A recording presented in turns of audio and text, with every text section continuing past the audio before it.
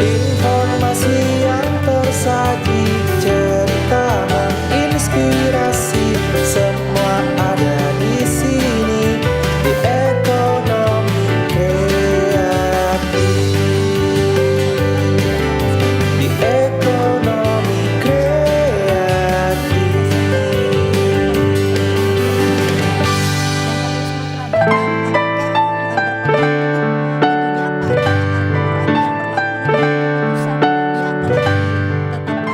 Sebelumnya. Dan untuk saat ini komisioner Assalamualaikum warahmatullahi wabarakatuh. Horas pemirsa yang ada di rumah, senang sekali rasanya sore hari ini bertemu kembali bersama saya Putri Zain dalam program Ekonomi Kreatif. Seperti biasa pemirsa, tentunya di sore hari ini ya kita menghadirkan narasumber-narasumber yang bisa menginspirasi, mengedukasi dan juga memberikan informasi kepada pemirsa yang ada di rumah sore hari ini. Pemirsa, tema kita sore hari ini di Ekonomi Kreatif yaitu potensi ulos menjadi promosi pariwisata. Nah, pemirsa, kenapa sih ulos ya? Apa sih sisi terangnya ya terkait dengan ulos ini dan apa sebenarnya manfaat dari ulos? Karena kita tahu pemirsa, ulos ini adalah sebuah kain tenun hasil kerajinan khas Batak ya. Jadi berupa selendang. Tapi selain selendang, ternyata kain ulos ini bisa dikreasikan menjadi pakaian, bahkan juga aksesoris ya. Kita juga akan bertanya nih dengan narasumber yang tentunya kompeten di bidangnya. Karena kita tahu pemirsa, selain sebagai simbol ikatan antara orang tua dan anak, ulos ini juga sebagai penghangat tubuh nih. Nah, mungkin seperti apa ya ulos ini sendiri? Kita akan bertanya langsung dengan pakarnya yang sudah hadir bersama kita di studio TVRI Sumatera Utara. Kita sapa terlebih dahulu pemirsa, sudah hadir Ibu Sarma F. Borusinaga. Selamat sore Ibu. Apa kabar Bu sore hari ini? Baik. Baik. Tetap semangat ya Bu. Ya, tetap semangat. Tetap harus semangat. Iya. Dan juga hadir ya selaku dari pemerhati UMKM Bapak Binsar M. Simatupang. Selamat sore Bapak. Selamat sore Bu Putri, selamat sore pemirsa Horas. Horas ya. Jadi harus semangat ya Pak. semangat. Hari ini pakai merah-merah, makin ganteng. Ibunya pakai ungu-ungu, makin manis. Juga nggak lupa ada aksesoris selendangnya juga. Ini namanya selendang. Dulu namanya selendang. Semakin maju ya dengan modernisasi ini. Jadi dinamakan juga ini stola. Stola. Stola. Stola. Stola itu bahasa Kerennya gitu. Nama kerennya. Kalau bahasa Indonesianya artinya apa Bu stola ini? Stola itu persamanya sama juga dengan selendang gitu. Oh, sama juga. Selempang gitu. Oh, selempang gitu. Nah, pemirsa, ini ternyata nama kerennya ya, ini namanya stola. Jadi kalau kita tahu ini namanya selendang atau selempang. Nah, sesuai dengan tema kita potensi ulos menjadi promosi pariwisata, kita mau bincang-bincang dulu kepada Ibu Sarma selaku pelaku usaha. Mungkin Ibu Sarma sendiri sudah berapa lama bergelut di kerajinan ulos ini kira-kira? Iya. Ini semua karya-karya yang ada di sini itu berawal dari COVID. Hobi? COVID. COVID. Dari COVID? COVID. Zamannya COVID kemarin itu seperti kayak kita itu nggak boleh keluar gitu ya, di dalam rumah aja gitu. Jadi saya sempat berpikir bagaimana ini menjadi income ya, penghasilan gitu pada saat itu. Jadi saya mulai dari ulos gitu, gimana ya ulos ini bisa menjadi apa ya, karya dan kreativitas gitu. Kebetulan saya dari Unimed Tata Busana, nah, jadi saya kembangkan ini karya-karya ini dan saya juga punya komunitas di Marga Unguan, itu bernama Pak Baginda Aritonang, manajer kita ya, manajer sekalian owner ya. Iya. Nah, jadi diawali semua dari marga-marga untuk stola ini gitu kan, dan berkembangnya hasil karya dari ulos ini, bertemulah dengan Pak Binsar Simatupang, Ketua UKM Nusantara Sumut. Jadi Pak Binsar Simatupang membimbing kami, membina, sehingga inilah karya yang sudah kami ciptakan dan semoga ulos ini bisa menjadi generasi para pemuda terkait dengan orang kita Batak ya, Iya. supaya tidak lupa dan terus melestarikan ulos ini supaya mereka tidak lupa dengan kampung halamannya. Benar. Nah, berarti berawal dari COVID ya, Bu? Covid. Memang sekarang bukan hanya suku Batak saja yang bangga dengan ulos, bahkan semua masyarakat Kota Medan ini sangat bangga dengan ulos. Karena memang Kota Medan ini bisa terkenal dengan apa, mau bawa oleh-oleh, ulos lah, ulos gitu ya kan Pak, menjadi simbol gitu. Benar. Tapi mungkin boleh diceritakan sedikit Bu, apa sih sebenarnya, adakah sejarah dari ulos ini sendiri ataukah ada simbol-simbol nih di ulos ini sendiri Bu, atau seperti apa? Pada zaman dulu ulos ini adalah suatu ikatan batin ya. Ikatan Kalau batin. bahasa Bataknya tondi gitu ya. Tondi. Tondi gitu. Jadi ulos ini zaman dulu ketika ada momen-momen event di zaman dulu kalau sakit, misalnya orang tuanya jauh gitu, cukup dengan ulos itu bisa sembuh gitu ya. Iya. Jadi berkembangnya zaman, Mm-mm.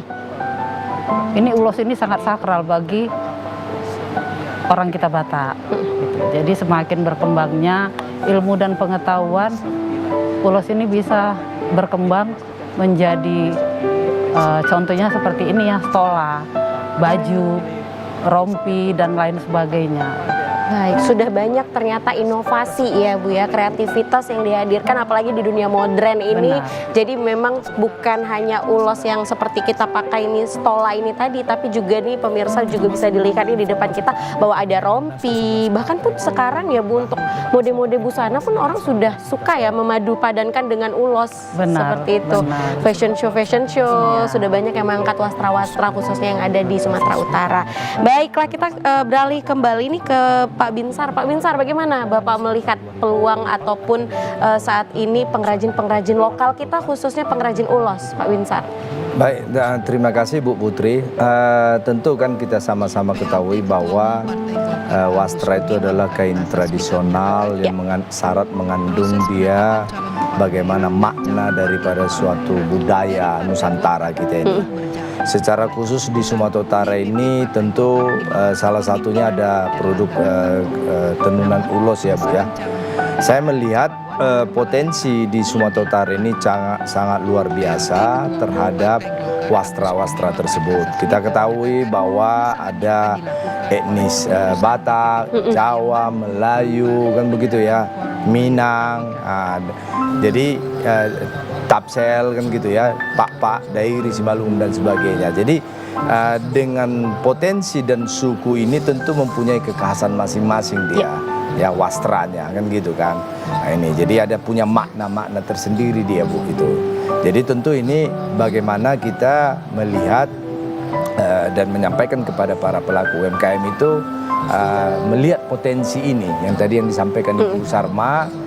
Pada saat terjadi COVID, Bu Sarma melihat suatu ada challenge, ada suatu peluang juga di sana sehingga dengan menumbuhkan produktivitas itu sehingga bisa berkarya yaitu dengan menciptakan berbagai motif-motif dari bahan-bahan tenunan ulos. Baik, ternyata banyak sekali inovasi yang hadir ya Pak. Ya. Lantas mungkin bagaimana untuk pengembangan ulos ini menjadi promosi pariwisata? Apa hubungannya ulos dengan pariwisata nih Pak? Seperti apa? Tentu ini ulos ini yang itu sama-sama kita khususnya di kawasan Danau Toba ya Bu Putri. Ini ada suatu legenda tersendiri dia bahwa tenunan ulos itu ya bagi suku Batak itu yang disampaikan ini adalah pengganti doa dan sekaligus doa dia kan gitu kan. Namun kalau berbicara secara global dia tenunan ulos itu tidak hanya sampai berbentuk eksklusif saja lagi, tetapi sudah dimodif dia berupa kerajinan, berupa dia fashion ya, dengan berbagai karya-karya etnik. Nah ini yang kita lihat kaitannya terhadap promosi secara langsung maupun tidak langsung ikut mempromosikan suatu karya anak bangsa dan budaya Nusantara yang ada di Sumatera Utara khususnya. Itu yang saya lihat. Seperti itu pandangannya. Lantas bagaimana nih Bu Sarma sebagai pengrajin ulos sendiri? Apakah bagaimana potensi ulos ini sebagai ikon budaya khususnya di Sumatera Utara ini untuk menarik perhatian dari wisatawan lokal maupun mancanegara seperti apa? Dengan meningkatkan kreativitas, ya, ulos ini saya percaya dan yakin akan menciptakan karya-karya terindah, terlebih kepada khusus orang Batak. Semoga dengan adanya UMKM ini binaan Pak Binsar Simatupang semakin jaya, semakin berhasil ke depannya, gitu, hasil dari karya-karya ulos ini. Oke, untuk membuat kreativitas dari ulos ini membutuhkan waktu berapa lama kira-kira, Bu? Kalau saya ya, karena sudah mengenal dan profesional, sebenarnya kalau untuk stola ini atau yang lain itu memang membutuhkan ilmu, ya, ilmu dan pengetahuan gitu. Kalau saya pribadi, kalau stola ini kalau satu hari itu bisa sampai 30 saya buat. Satu hari bisa sampai 30? Iya, 30. Tapi kalau untuk pemula itu mungkin 1 atau 2, 3 bisa lah gitu. Karena kan jetnya lurus saja gitu. Hanya saja di sini kreativitas dan desainnya yang perlu dikembangkan aja gitu. Oke, tapi kalau untuk warna ulos sendiri apakah memang semuanya berwarna merah ataukah ada warna-warna lain? Sebenarnya ada. Ulos itu terdiri dari beberapa warna dan punya tujuan masing-masing. Kan gitu. Jadi warna merah adalah lambang. Lambang ulos itu dia berani dan warnanya itu menghidupkan suasana. Menghidupkan suasana. Tapi kalau misalnya warna hijau gitu ada nggak sih, Bu? Ada. Ada juga. Kuning, hijau, juga ada. hitam, ada. Itu dia apakah memang ada makna tersendiri atau karena desain-desain yang hadir? Ada. Jadi ada arti. ulos itu punya arti masing-masing. Misalnya kayak namanya ulos ragiotang. Ragiotang seperti ada yang tertera di topi ini. Oh, itu namanya ragiotang. Ragiotang. Itu artinya apa sih, Bu, ragiotang itu? Ragiotang itu apa ya? Kalau di dalam bahasa Batak maksudnya melambangkan apa gitu sih Tentu ragiotang? cocoknya untuk orang dewasa. Dewasa. Oh, orang dewasa. Cocok diberikan atau memakainya gitu. Iya. Oke. Jadi kalau anak muda beda lagi, Bu. Oh, beda lagi. Gitu. Gitu, Bu Putri. Apakah kalau yang sudah menikah beda lagi? Beda lagi. Beda. Makanya saya bilang ulos itu punya tujuan masing-masing, punya arti. Gitu. Jadi tidak sembarangan sebenarnya, karena ini sakral. Zaman dulu ini sangat sakral gitu. Tidak bisa sembarangan digunakan nggak sih, Bu? Kalau zaman dulu? Tidak boleh. Tidak boleh. Tidak boleh. Jadi memang tujuannya ini seperti kayak ikatan batin kita gitu, tondi kita. Jadi bisa menghangatkan tubuh gitu pada zaman dulu. Tapi seiringnya berjalan waktu, semakin modern dan berinovasi, karya-karya dari ulos ini terciptalah sampai sekarang ini. Saya yakin dan percaya anak-anak bangsa, khususnya orang Batak itu tetap mengingat dia dari mana gitu. Ulos itu adalah lambang. Benar, sudah menjadi identitas ya, Bu, identitas suku Batak. Tapi kan memang banyak sekali inovasi dan kreativitas yang dihadirkan ya, Pak Binsar. Lantas bagaimana cara Anda sebagai pelaku pemerhati UMKM untuk mempromosikan ulos ini, memperkenalkan kepada wisatawan dan menjadikan sebuah potensi yang unggul khususnya di pariwisata Sumatera Utara seperti apa, Pak Binsar? Baik, tentu banyak berbagai agenda-agenda yang kita lakukan ya, Bu ya. Mulai dari pertama bekerja sama dengan berbagai instansi-instansi, baik juga dari kementerian-kementerian, yaitu di samping dia ada bazar, ada expo, mau juga ada pelatihan-pelatihan ya, bagaimana juga cara memasarkan produknya dan juga event-event yang kita lakukan. Jadi seperti baru-baru ini di bulan Agustus ini kami melaksanakan ada 4 event titik, Bu, bazar. 4 event di bulan Agustus aja, ya, Pak ya?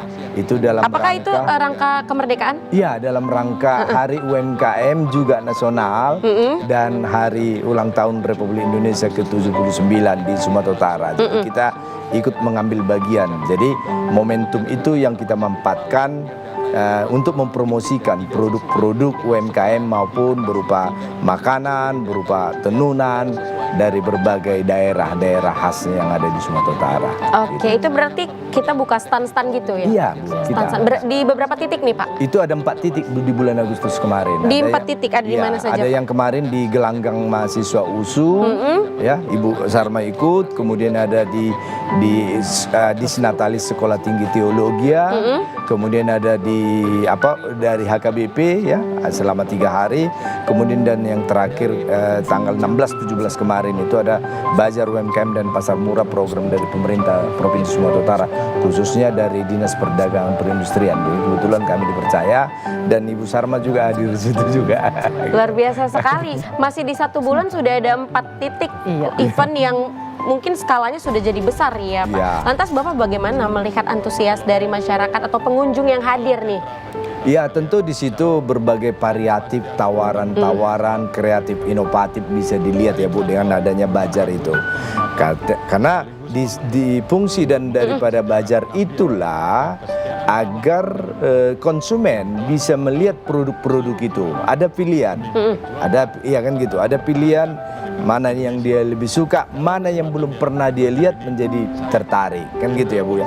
Di situ kita memang kita promosikan, makanya selalu kita dorong para UMKM agar semangat dalam hal mempromosikan lewat Bazar itu. Nah, tentu kita mengharapkan, makanya kita selalu kerjasama dengan pemerintah ya, dengan instansi-instansi terkait agar bagaimana produk-produk tadi khususnya tenunan ulos Batak ini ya bisa bagi orang Batak, suku Batak itu tidak menjadi milik Batak saja sebenarnya. Iya, benar. Lagi kan gitu kan, sudah terbuka dia, mengglobal dia.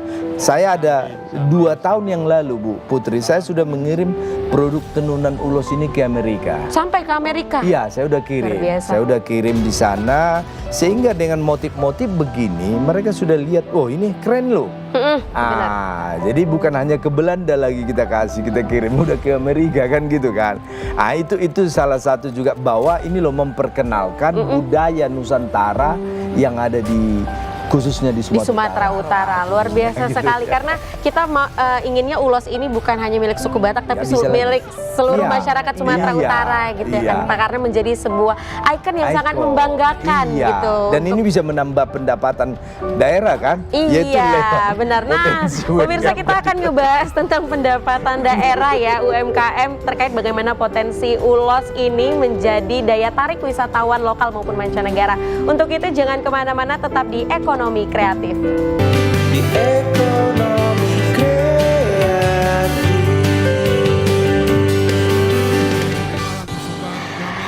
Nah, pemirsa masih bersama Putri di sini ya, dan juga Ibu Sarma selaku pelaku usaha dan juga Bapak Binsar pemerhati UMKM masih terkait dengan potensi ulos menjadi promosi pariwisata.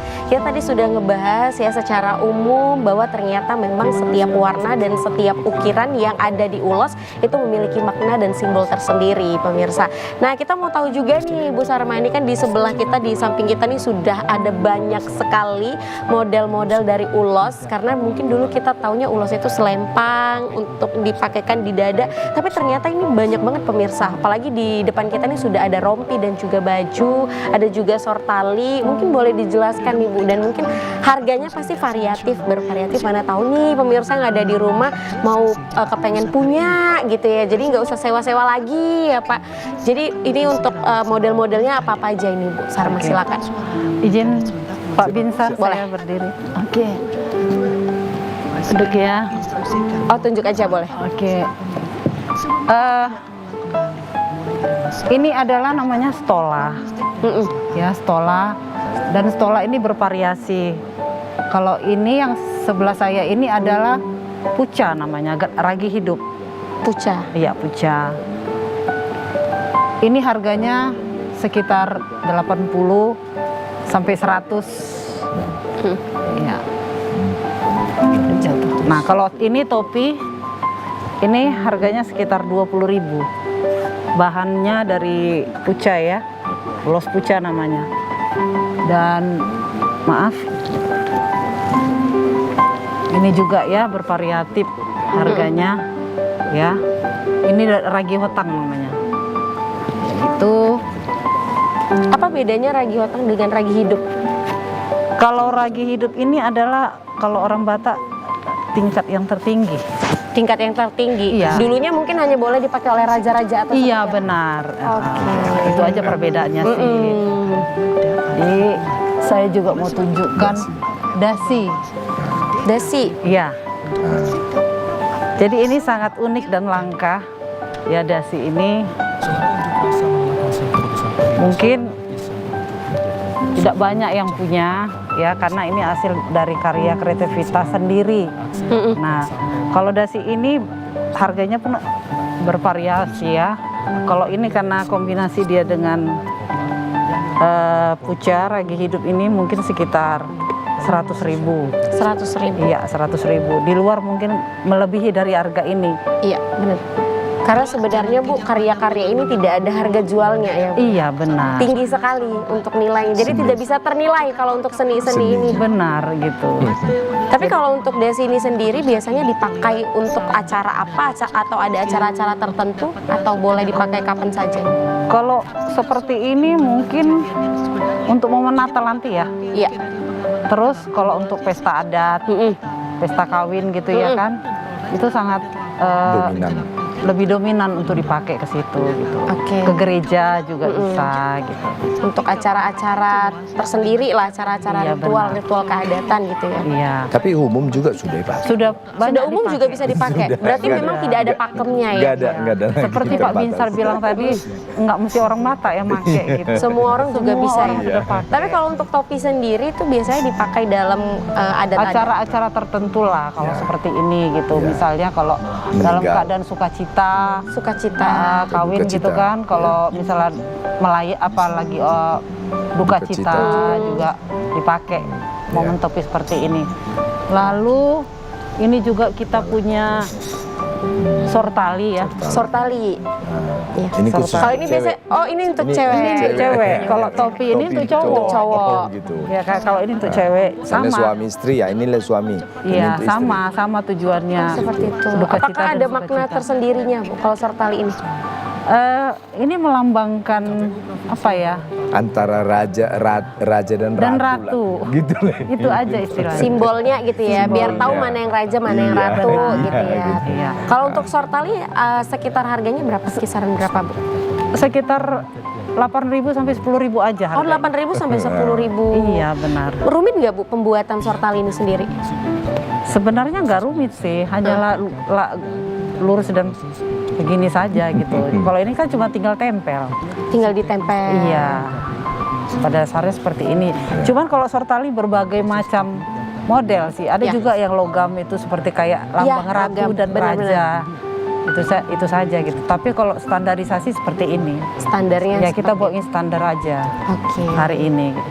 Lalu saya juga mengenalkan ulos ini juga bisa dibuat untuk baju. Baju ya Bu, jadi fashion ya. Iya, fashion baju ya kan. Seperti Untuk ini. desainnya ini Bu Sarma sendiri yang mendesain. Iya. Oh seperti itu. Harus desain gitu gimana model yang bagus gitu kan. Untuk range harganya kalau untuk harganya sekitar 100 sampai 150. 100 sampai 150. Iya, karena sudah dilapis juga kan. Iya. Supaya nggak gatal. Iya benar-benar. Supaya nyaman gitu ya. Nyaman dipakai gitu di momen tertentu. Oke. Lalu, Yang terakhir ada ini ya. Bu. rompi. Rompi ini katanya yang paling mahal. Iya. Kenapa tuh Bu? Kalau Karena harganya lebih mahal. karena gini, pembuatannya mungkin agak lebih sulit sedikit ya gitu. Terus apa namanya ya? Kalau rompi ini tergantung bagaimana kita berkolaborasi dengan ulos tersebut. Gitu. Jadi kalau ini adalah sadum.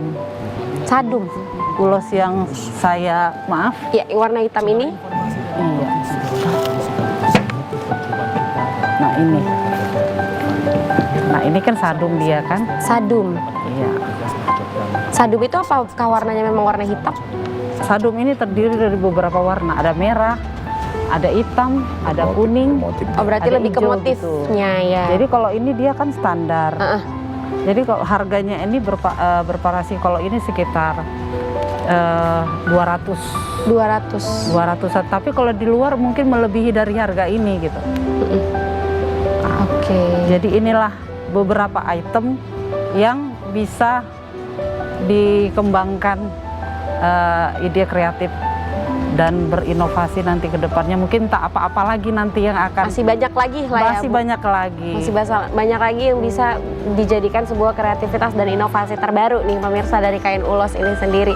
Nah Pak Binsar, kita udah tahu nih bahwa banyak sekali ternyata kreativitas yang bisa dihasilkan dari ulos. Lantas bagaimana ulos ini dapat mendukung pendapatan daerah khususnya di Sumatera Utara seperti apa Pak Binsar? Ya tentu yang sama-sama kita ketahui memang potensi daripada UMKM di Sumut ini dia lebih kurang dia 1.500.000 ada di Sumatera Utara ini dengan luas dengan jumlah penduduk kita lebih kurang 13 juta sekarang kan gitu ya. Nah, ini terdiri banyak pelaku-pelaku UMKM ini ada di rumahan Bu namanya ya kategori mikro.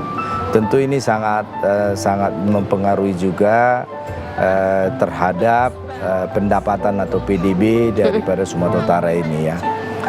Jadi cukup signifikan. Hanya memang masih perlu didorong dia, ditata dia dan dibina, didampingi para pelaku UMKM ini agar potensi itu bisa menjadi sebuah peluang sehingga bisa meningkatkan lebih banyak pendapatan asli daerah di Sumatera Utara. Nah, seperti itu. Lantas Pak, kolaborasi apa yang sudah dilakukan khususnya bersama pemerintah nih Pak? Seperti apa? Selain event-event ataupun stand-stand yang tadi kita jelaskan, langkah apa lagi Pak? Tentu saya pada saat COVID-19 kemarin Ibu Putri, sebagai wujud bukti dukungan DPRD waktu itu saya baru diterima itu audiensi berbagai praksi-praksi di DPRD Sumut. Saya bilang kita jangan, kalau bahasa Medannya jangan hanya ngomong, cakap. Nggak butuh janji Pak. Nggak butuh janji kan gitu kan. Sebagai wujud dukungan kita terhadap UMKM ini, produk UMKM ini harus dibeli. Gitu loh, harus dibeli. Caranya membelinya itu bagaimana? Pada saat masa COVID itu kita membutuhkan masker ya Bu ya. Masker, benar. Masker. Saya langsung ditantang pada saat itu. Langsung ditantang, saya bawa waktu itu pelaku UMKM-nya, kan gitu kan. Pak Binsar, itu kita bisa buat masker dari bahan ulos, bisa saya bilang. Ya kan saya gitu. Ya spontan saya lihat, kan gitu kan. Tinggal teknisnya nanti. Jadi alhamdulillah waktu itu kita langsung dapat order dari anggota DPRD situ. Pertama diuji coba kita 500. Kita bicara harga 500 masker. Ditulis di sini nama anggota dewannya, dibordir ya, kan gitu. Baru dari DPRD mana, provinsi mana. Setelah 500 baru kemudian kita ditingkatkan 2.000 sehingga sampai dengan 5.000. Itu itu. Jadi caranya begitu kita mendorong. Artinya Ibu, bagaimana produk UMKM ini dibeli ya. Itu juga sekaligus kita gencarkan promosinya. Kemudian juga ada program saat ini ya, ini juga program dari terintegrate dari nasional dan ini juga terus kita dorong bagaimana produk-produk UMKM ini ya bisa masuk kepada program e-katalog Bu. Jadi pada saat nanti kita kan sering kedatangan tamu ya. Apalagi di acara PON nanti 2021 ini kan banyak tamu-tamu kita. Ini jadi hasil-hasil karya UMKM itu yang ada di Sumatera Utara ini harus bisa ditampilkan. Ini harapan kami Bu. Ya, dengan pemerintah. Ini adalah pesta kita bersama. Untuk mensukseskannya ini tentu perlu kolaborasi ya. Perlu kolaborasi dengan stakeholder. Kami mengharapkan ya sebagai kita pendamping UMKM bisa diberikan kita stand-stand lah nanti juga kan.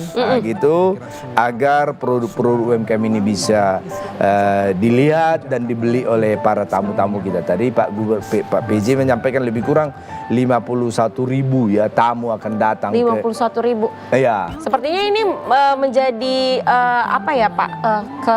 Kemampuan kita nih untuk memperkenalkan gitu ya Pak.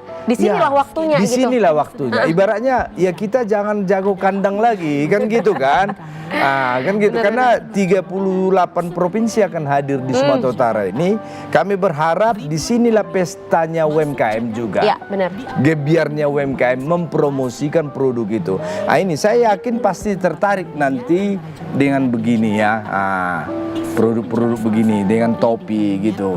Saya udah kontak, udah kirim teman dari Papua Barat, ya kan gitu. Nanti tanggal 6, saya udah kirim. Tolong Pak Misar, saya mau beli nanti ya, itu udah. Ya kita halu-haluin dulu. Itu dari Papua Barat loh Bu, gitu kan. Bagaimana seluruh provinsi yang lain, lainnya 37 lagi, kan gitu kan. Itu sih yang kita harapkan, terus kita mendorong, berkolaborasi, bekerja sama dengan seluruh ini. Dan kalau perlu lagi Bu, ya kita setiap hari-hari tertentu juga memakai produk-produk UMKM juga dong. Apakah hari Jumat, kan gitu kan. Ya mungkin lebih terkenal selama ini batik, kan gitu kan. Gimana tenunan ulos atau tenun, ya kan gitu kan. Kita robah gitu kan. Gitu. Agar bagaimana produk daripada UMKM itu bisa dibeli. Persoalannya siapa pembelinya? Iya, benar. Itu sih. Karena pengrajinnya sudah ada, UMKM-nya sudah ada, siapa penikmatnya? Siapa gitu ya kan Pak. Dan memang mungkin harapan Bapak dan juga Ibu terkait dengan PON ini, penyelenggaraan PON yang nantinya akan sama-sama kita rayakan ya, pesta olahraga ini adalah tempat UMKM juga mengadakan pesta untuk memperkenalkan produk. Paling tidak dia beli souvenir lah, kan gitu. Oleh-oleh. Apa sih buktinya saya dari Sumut, kan gitu kan. Kalau si Bolang dibilang kuliner kan, belum sah datang ke Medan kalau belum singgah ke si Bolang. Belum sah kalau saya balik ini menyambut dengan PON ini, iya kan gitu. Belum sah dia datang ke Medan, Sumatera Utara kalau belum beli produk UMKM. Benar sekali. Jadi pemirsa yang ada di rumah ya, apalagi kita akan mengadakan Pekan Olahraga Nasional ya Aceh Sumatera Utara, di mana Kota Medan ini menjadi tuan rumah. Jadi tidak sah rasanya tidak datang ke Medan kalau oleh-olehnya tidak ada ulos. Ya Pak. Jadi harapan besar kita seperti itu. Nah pemirsa, kita akan kembali lagi setelah pariwara yang berikut ini. Untuk itu jangan kemana-mana, tetap di Ekonomi Kreatif. Meloloskan di Ekonomi Kreatif.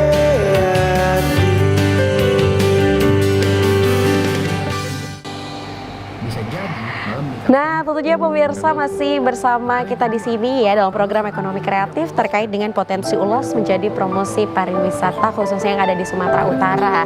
Nah, Bu Sarma, kita sangat tertarik sekali ya untuk membahas ulos. Biasanya kalau bahas ulos ini nggak cukup 1 jam ya Pak ya? Cukup. 1 harian pun kayaknya nggak cukup ya? Juga. Karena memang banyak sekali yang harus kita bahas gitu. Nah Bu, lantas bagaimana nih di pengrajin Ibu sendiri ini sudah berbentuk toko kah atau masih distribusi atau seperti apa, dan sudah berapa banyak untuk masyarakat yang membantu? Oke. Saya pribadi sebenarnya di awal dari COVID ya, seperti yang saya utarakan tadi. Nah saya juga kebetulan pada COVID itu saya diajak kerjasama sama Bapak Profesor Dr. Robert Sibarani. Jadi beliau menghubungi saya untuk mencari ibu-ibu rumah tangga yang tidak punya penghasilan sama remaja-remaja putri yang putus sekolah. Jadi saya ambil di daerah dekat saya. Kebetulan saya tinggal di Jermal 3, daerah Denai. Ya di situ saya membuka kecil-kecilan. Ya, jadi kita membuat sedikit pelatihan ya kecil-kecilan. Nah dimulai dari tidak pandai, tidak bisa mendayung mesin, saya ajari sampai dia bisa menafkahi atau setidaknya beli uang jajan di rumah gitu. Jadi tidak tergantung sepenuhnya sama suami. Kadang pada saat itu suami kan tidak bekerja banyak itu kan, karena PHK atau bagaimana gitu. Saya mengawalinya dari situ. Saya kenalkan sambilan-sambilan, mengenalkan itu seperti masker itu ya kan, dari ulos itu, sehingga yang saya latih itu dulu menambahi income-nya sehingga mendapatkan proyek itu dari 100 sampai 5.000 pieces. 5.000 pieces. Iya, jadi mereka sangat senang dan terima kasih karena dari tidak tahu apa-apa menjadi bisa dia menjahit gitu kan. Nah, terus ulos ini saya kenalkan juga kepada masyarakat daerah rumah saya, sehingga mereka dari non muslim sama yang muslim juga saya ajarin gitu. Dan sembari dengan waktunya berputar, saya bertemu dengan marga ya di Punguan gitu, di aktivitas komunitas marga dengan Bapak Baginda Aritonang. Itulah yang mengawali semua sehingga Ulos ini berkarya, sehingga dari yang biasa menjadi yang luar biasa gitu. Dan dengan Bapak Binsar Simatupang membimbing kami gitu, membina kami sehingga kami, saya pribadi bersama manajer saya bisa berada di sini gitu. Saya hanya mengharapkan UMKM di mana saja pun berada bisa semakin maju dan jaya. Benar sekali, luar biasa sekali berarti perjalanannya ya Bu. Tapi memang kita tahu dari COVID, katakan di 2020 sampai 2024 saat ini 4 tahun saja usaha ini sudah besar, sudah dikenal banyak masyarakat dan banyak wisatawan. Apalagi kalau misalnya tetap konsisten gitu ya, mana bisa jadi di 5 tahun bahkan 10 tahun ke depan sudah makin hebat dan juga sudah menjadi peluang usaha untuk masyarakat terdekat saat ini. Nah lantas Pak Binsar, kita tahu proses perjalanannya akhirnya Bapak sebagai pembina bertemu dengan Ibu Sarma itu kan prosesnya panjang sekali. Tantangan seperti apa Pak yang dihadapi saat ini terkait dengan pemasaran dan promosi Ulos ini? Ya tentu ya kita sebagai pembina para UMKM ini kan tantangan itu bagi saya itu sudah enjoy menghadapi Bu Putri. Sudah biasa Pak? Iya. Sudah biasa menghadapi masalah ya Pak? Sudah, jadi tinggal kita bagaimana mengklasterkan masalah persoalan daripada UMKM ini. Persoalan daripada UMKM ini kan berbagai macam ya Bu ya. Yang saya ketemu Pak Binsar, bahkan banyak yang tidak saya kenal, hanya tahu aja nomor handphone saya. Pak, saya belum punya izin usaha. Oke, kita terbitkan izin usahanya. Tidak perlu kenal dengan kita Bu. Kita nggak perlu pencitraan, kan gitu kan. Benar, Pak. Kemudian Pak, baru kalau misalnya sudah dekat ketemu, Pak, saya butuh permodalan. Kan gitu kan? Apa bidang usahanya? Udah gimana perkembangan selama ini? Udah pernah ngambil guru? Oh saya belum pernah. Seperti tadi sama Ibu Sarma kan dia bilang, Bu Sarma saya Pak untuk selanjutnya saya butuh permodalan Pak. Oke, saya baru ketemu tadi sama Dirut Bank Sumut. Ya. Saya bilang tadi di Sumut Creative Center, Pak Dirut gimana peran daripada Bank Sumut mau mengucurkan kur untuk UMKM ini? Kan gitu kan? Datang Pak Direkturnya menjawab, udah kumpuli Pak Binsar. Oke kita siap. Gitu. Jadi agar persoalan ini tadi itu saya kan hanya sebagai menyambung lidah saja sebagai iya kan gitu kan, baik kepada pemerintah, stakeholder maupun ke perbankan kan gitu kan, instansi terkait bagaimana juga ini produknya bisa dibeli. Itu dulu ya Bu ya. Setelah dia dibeli kan gitu kan, perlu ada pengembangan usaha baru permodalan Bu. Nanti dikucuri permodalan juga nggak ada yang beli. Lantas jadi dikejar-kejar debt collector nanti baru UMKM kan gitu kan. Benar, terjadi kredit macet. Jadi yang persoalan utamanya itu kami mengharapkan mohon dibeli ya sebagai bukti dukungan kita kepada UMKM, beli produk UMKM. Ya. Gitu. Jadi bangga dengan produk UMKM. Iya. Ini sepatu saya ini sepatu buatan Asahan Bu. Oh Asahan ya Pak? Asahan. Berarti Bapak salah satu masyarakat yang mencintai produk lokal. Oh iya, saya bangga beli produk UMKM dan bangga beli produk dalam negeri. Itu pula dalam negeri lagi. Istrinya orang dalam negeri juga kan? Iya, nggak ada karbitan Bu. Gitu. Jadi itu. Tadi waktu saya ketemu lagi di Sumut Center Kreatif, saya dijumpai Pak Binsar. Saya nggak kenal, saya produksi sepatu. Saya tahu produk sepatu Pak Binsar itu sepatu dari lokal itu. Oh iya tahu kan gitu karena itu. Saya juga produksi ternyata di Kota Medan. Saya nggak tahu. Saya kira selama ini ada merek tertentu ya. Saya udah kunjungi itu produk sepatunya. Ibu di mana? Oh saya di daerah ini Pak. Oke nanti saya kunjungi gitu loh. Apa persoalannya? Masalah pemasaran. Iya. Gitu. Tapi untuk pemasaran sendiri ini Pak sudah sampai mana saja untuk pemasaran Ulos ini? Kalau Ulos ini itu tadi sudah mendunia ya. Iya. Bagi suku Batak khususnya Bu. Tenunan Ulos ini sudah mendunia. Tadi saya bilang tahun 2021 saya udah kirim ke Amerika. Kalau ke Belanda sudah biasa, ke Jerman sudah biasa, gitu loh. Belum lagi ya salah satu wujud dukungan daripada pemerintah daerah kita, ya kan, di beberapa event tertentu saya lihat dipakaikan dia ulos. Ini kan gitu dari luar negeri kan gitu kan. Dari luar negeri sama bule-bule kan gitu, tamu-tamu kita kan gitu. Gitu loh. Termasuk nanti misalnya para gubernur-gubernur nanti yang datang di PON kita, kalau bisa dikasih ulos sudah. Gitu ya, gitu loh Bu. Belinya dari mana? Dari UMKM, ada Ibu Sarma. Gitu loh. Itu artinya bagaimana kita bisa memberdayakan, empower daripada UMKM wastra yang ada di Sumatera Utara ini. Benar sekali. Jadi memang benar pemirsa, kita harus bisa memanfaatkan UMKM ya, ataupun cintai produk lokal. Jadi banyak sekali sebenarnya produk lokal saat ini yang bagus-bagus kualitasnya, banyak. Sudah bisa dijadikan salah satu barang-barang yang kita pakai, kita gunakan sehari-hari. Apalagi kalau ulos ini kan sebenarnya untuk pakai kerja, outfit kerja itu kan udah bisa ya Bu? Ya? Sudah bisa. Ada produksi juga Bu untuk baju? Ada. Apakah baju itu hanya permintaan dari konsumen atau seperti apa?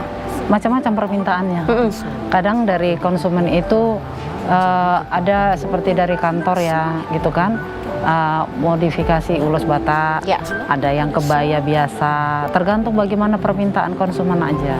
Lantas bagaimana nih Ibu dan tim memenuhi permintaan dari konsumen? Apakah kewalahan atau dulunya pernah dapat berapa piece gitu Bu? Pesanan 5.000 atau berapa piece? Ada pernah kewalahan, dan saat ini pun kita lagi dapat ini juga ya, melalui dengan Pak Baginda ya. Ada sampai ratusan pieces gitu kan, seperti stola juga kan. Jadi apalagi di momen Natal ini ya, mudah-mudahan kita satu tim jangan sampai kewalahan juga seperti yang pernah kita lalui gitu. Oke, mungkin untuk menjadi pengrajin ulos sendiri nih Bu Sarma, apakah ada sekolahnya ataukah seperti apa gitu, agar masyarakat nih mungkin yang tertarik untuk menjadi pengrajin ulos ataupun membuat ulos, seperti apa mekanismenya?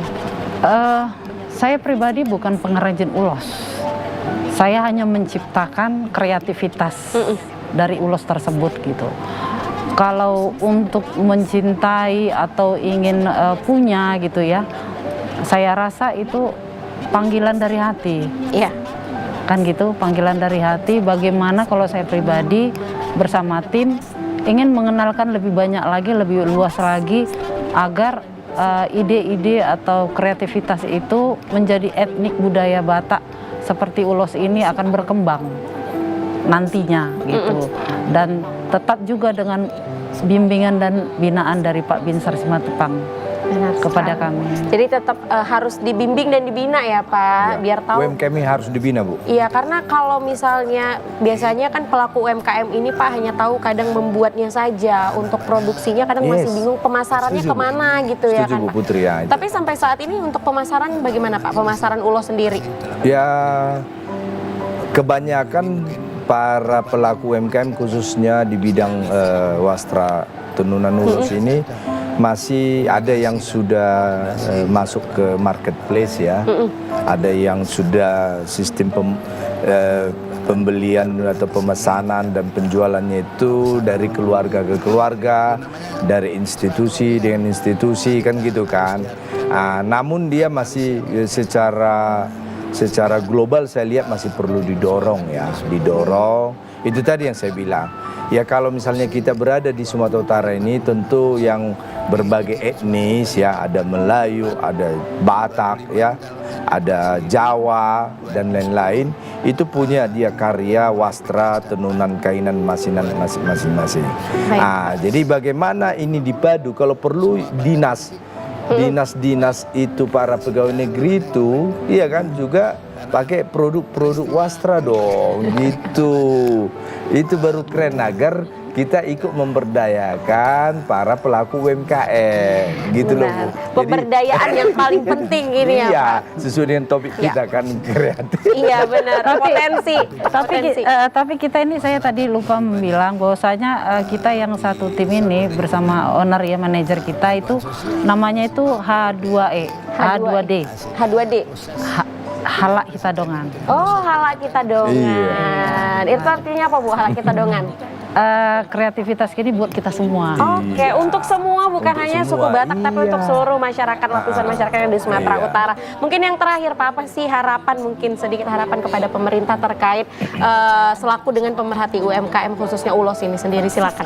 Ya, tentu kami akan terus melakukan kerjasama dan kolaborasi, ya silaturahmi dan mempromosikan produk-produk dan potensi produk-produk UMKM yang ada di Sumatera Utara ini. Tentu kemudian juga yang berikutnya kami terus mendorong agar kami didukung ya Bu, didukung dalam hal membeli produk UMKM, diberdayakan produk UMKM, dibela UMKM ini ya, karena ini merupakan juga salah satu sumber pendapatan ekonomi bagi Sumatera Utara Iya, ya. Baru kemudian juga pelatihan-pelatihan juga peningkatan sumber daya agar pelaku UMKM itu di Sumatera Utara itu lebih kreatif, lebih inovatif dia, yaitu tentu dengan pelatihan-pelatihan tadi. Benar. Ya, itu sih harapan kami kepada pemerintah Sumatera Utara. Oke. Kami siap Berkolaborasi berkolaborasi dengan pemerintah menuju Sumatera Utara. Sumut lebih hebat. Luar biasa. Mungkin sedikit pesannya Bu, mungkin terhadap masyarakat Kota Medan yang cinta menggunakan ataupun ingin menggunakan Ulos sendiri, seperti apa? Silakan Ibu. Tadi sudah panjang lebar ya disampaikan sama Pak Binsar Simatupang. Saya hanya ingin cintailah produk kita Indonesia, terlebih terkhususnya Sumatera Utara. Baik, jadi cintai produk lokal dulu pemirsa ya, sebelum kita beli produk-produk yang lain. Terima kasih Pak Binsar Terima sudah kasih, Bu hadir Putri. di TVRI Sumatera Utara. Terima kasih Ibu pemirsa Sarma. semuanya. Semoga harapan kita dan juga semoga pemerintah mampu berkolaborasi dengan seluruh UMKM, bukan hanya Ulos saja tapi seluruh UMKM yang ada di Sumatera Utara. Karena kita tahu pemirsa bahwa UMKM ini menjadi sebuah ladang usaha nih bagi para masyarakat khususnya yang ada di Sumatera Utara. Terima kasih untuk pemirsa yang sudah menyaksikan Ekonomi Kreatif. Semoga tayangan sore hari ini bermanfaat dan juga memberikan edukasi serta informasi kepada pemirsa yang ada di rumah. Dan kini saatnya saya Putri Zen pamit undur diri. Wabillahi taufik wal hidayah. Wassalamualaikum warahmatullahi wabarakatuh. Horas. Horas.